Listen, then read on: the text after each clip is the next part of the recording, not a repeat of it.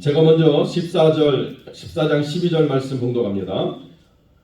여인이 이르되 청하건대 당신의 여종을 용납하여 한 말씀을 내 주 왕께 여쭙게 하옵소서 하니 그가 이르되 말하라 하니라.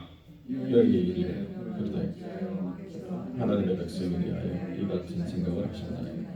이 말씀을 하심으로 왕께서 죄 있는 사람같이 되심은 그의 쫓긴 자를 왕께서 집으로 돌아오게 하지 아니하시니 우리는 필경 죽으리니 땅에 쏟아진 물을 다시 담지 못함 같을 것이오나 하나님은 생명을 빼앗지 아니하시고 방책을 베푸사 내 쫓긴 자가 하나님께 버린 자가 되지 아니하게 하시나이다.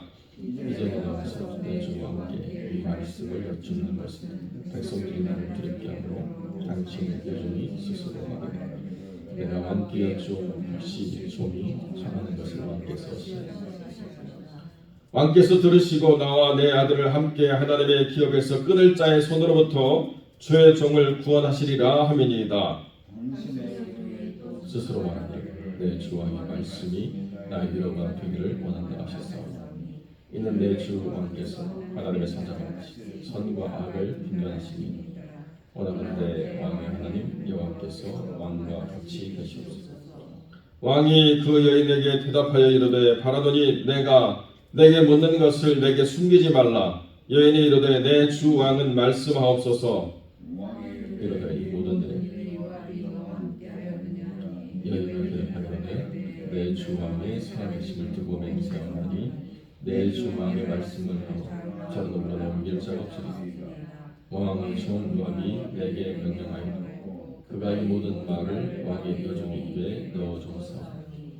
이는 왕의 종 요압이 이 일의 형편을 바꾸려 하여 이렇게 함이니이다. 내 주 왕의 지혜는 하나님의 사자의 지혜와 같아서 땅에 있는 일을 다 아시나이다 하니라. 가서 청년 압살롬을 데려오라. 요압이 땅에 엎드려 절하고 왕을 위하여 복을 빌고 요압이 이르되 내 주 왕이여 종의 구함을 왕이 허락하시니 종이 왕 앞에서 은혜 입은 줄을 오늘 아나이다 하고 요압이 일어나 그 속으로 나서 압살롬을 데리고 예루살렘으로 함께 읽습니다. 왕이 이르되 그를 그의 집으로 돌아가게 하여 내 얼굴을 볼 수 없게 하라. 압살롬이 자기 집으로 돌아가고 왕의 얼굴을 보지 못하니라. 아멘. 본문의 말씀을 가지고 목마름이 분노로라는 제목으로 이 말씀을 함께 나누겠습니다.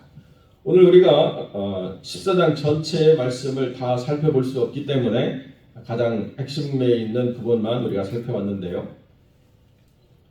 요압이 왕을 이렇게 살피니까 다윗이 압살롬에 대한 분노가 다 사라지고 그리움이 가득 차 있는 것을 보았습니다. 그러나 의도적으로 살인을 저지른 자이고 도피성으로 도망한 것도 아니고 지금 그술 땅으로 가서 있기 때문에 압살롬을 다시 돌아오게 할 명분이 없어서 다윗이 마음에 상하고 있음을 요압이 알았습니다. 그래서 한 여인을 내세워서 그것의 정당성을 다윗이 받아들이도록 이렇게 대화를 이끌어감으로써 다윗이 그 정당성이 있다라고 생각해서 압살롬을 돌아오게 하는 일들을 요압이 꾸몄습니다. 그래서 한 여인이 자기 아들의 문제인 것처럼 어떤 상황을 내세워가지고 이렇게 말하면서 이제 그 상황에 다윗이 동의해가지고 거기까지 왔다라고 한다면 그 문제의 전환을 이제 다윗에게 적용해서 압살롬을 돌아오게 하라라고 모든 이야기를 요압이 주었습니다. 그 이야기를 다 진행하고 난 다음에 우리가 읽은 것처럼 이 모든 이야기가 내 머리에서 나온 것이 아니라 요압으로 인해서 된 것이지 않느냐 반문했을 때 그것을 여자가 인정하고 그 이후에 요압에게 명령해서 압살롬을 데려오게 하였다라고 하는 것이 모든 스토리의 내용입니다. 여러분, 그런데 이 흐르고 있는 표면의 상황들이 이렇게 진행된다고 한다면 내면에는 어떤 일들이 있느냐? 상처받은 영혼에 갖고 있는 목마름이라는 게 있었다는 거예요. 물론 다윗도 목말랐습니다. 그 도망자 신세가 되고 살인자 신세가 되었던 그 압살롬이 저렇게 살아가는가라고 하는 그 상실에 대한 목마름이 있었습니다.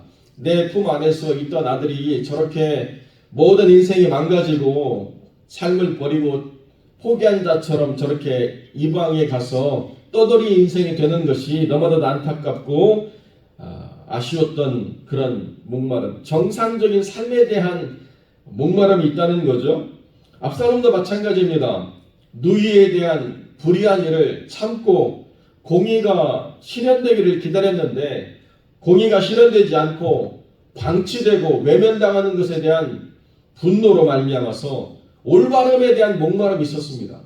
그리고 그 올바름에 대한 목마름을 참고 기다리다가 자기가 그것을 실현하고 난 다음에는 모든 것을 포기하고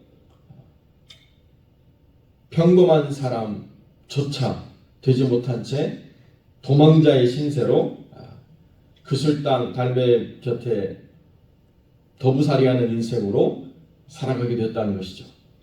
그러니까 올바름에 대한 목마름이 이 압살롬에게 있음에도 불구하고 다윗은 압살롬이 무엇 때문에 분노하고 무엇 때문에 삶을 포기하고 무엇 때문에 도망자가 되는가에 대한 그 본질적인 목마름에 대한 이해를 하지 못한 채 그저 그 아들이 있어야 될 자리를 떠나서 먼 곳으로 나갔다는 것에 대한 목마름만 있다는 것이 참으로 안타깝다는 거죠.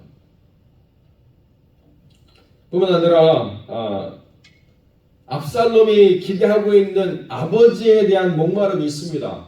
그런데 다윗은요, 요압의 눈치를 보고 있는 입장이에요. 여러분, 모든 결정에 있어서 항상 하나님께 묻고 항상 하나님 뜻대로 행하고 모든 사람들이 자기를 돌로 치려하는 상황이 되어도 사람 눈치 보지 않고 하나님의 뜻을 묻고 하나님의 뜻대로 행하려고 했던 위대한 믿음의 사람이었습니다. 어떤 사람도 다윗보다 먼저 앞서서 일을 도모하지 않고 어떤 사람도 다윗에게 하나님의 지혜를 대신해서 전달해 주는 사람이 없이 오롯이 스스로 하나님 앞에 나아가서 그 뜻을 묻고 그렇게 백성을 이끌고 그렇게 영혼들을 이끌었던 위대한 믿음의 사람이요.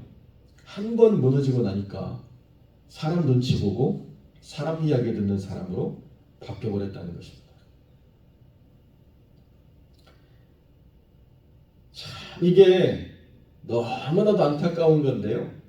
이 주도적인 역할을 하나님 앞에서 한 번 놓치고 나면 다시 이 주도적인 역할을 자기가 감당하기에 굉장히 어렵고 힘든 순간들이 있다는 것을 성경이 우리에게 보여주고 있다는 것입니다.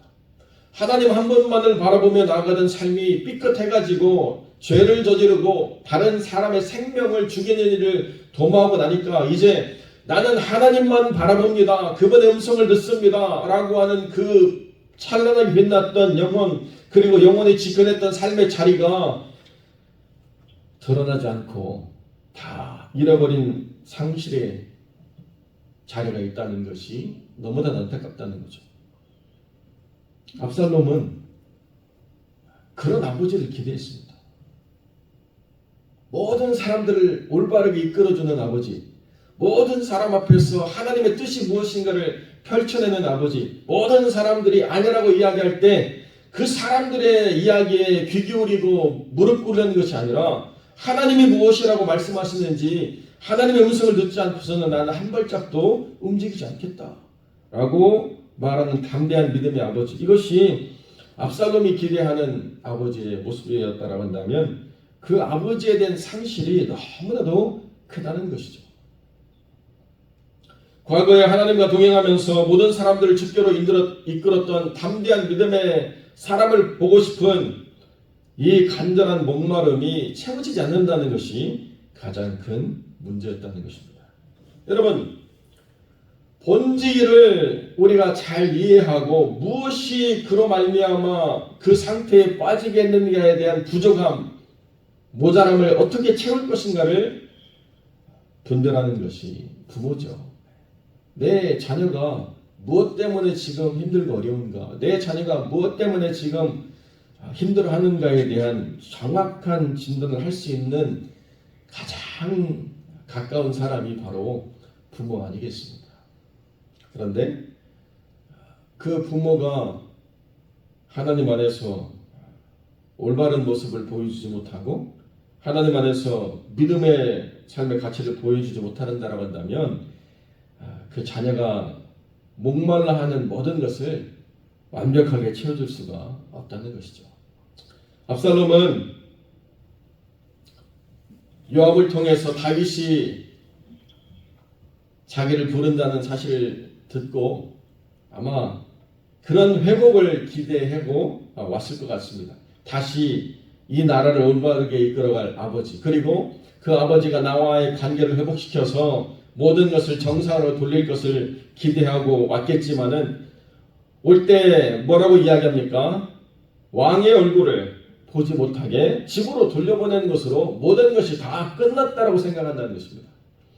이 아들의 목마름에 대해서 전혀 이해하지 못한 채 그저 자기 집으로 돌아가서 삶의 자리를 주는 것으로 모든 것이 해결됐다라고 생각하는 것이 지금 다윗이 생각하는 회복이라고 이야기한다는 것이 너무나 안타깝죠.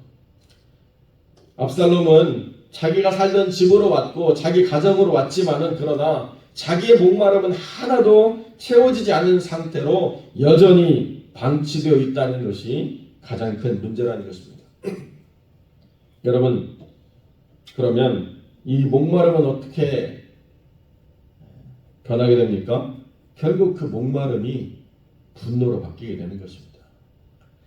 내가 해결되어지지 않는 그 간절함과 목마름을 가지고 있는 것이 그 무엇으로도 해결되어지지 않는다라고 한다면 해결되지 않음에 대한 분노를 가지고 내가 그것을 해결하리라 하고 스스로가 문제를 해결하는 그러한 삶의 자세를 이루는데요.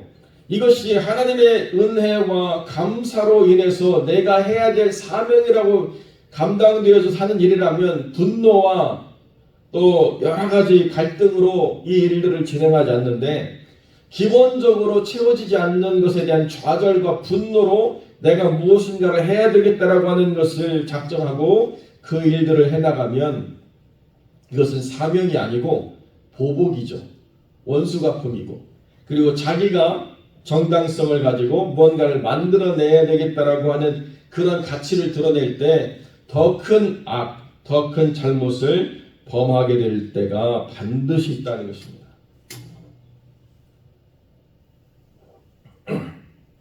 그렇기 때문에 우리가 하나님 안에서 참된 회복을 줄 수 있는 삶의 자리를 아름답게 지켜내는 것은 굉장히 중요하다는 거죠.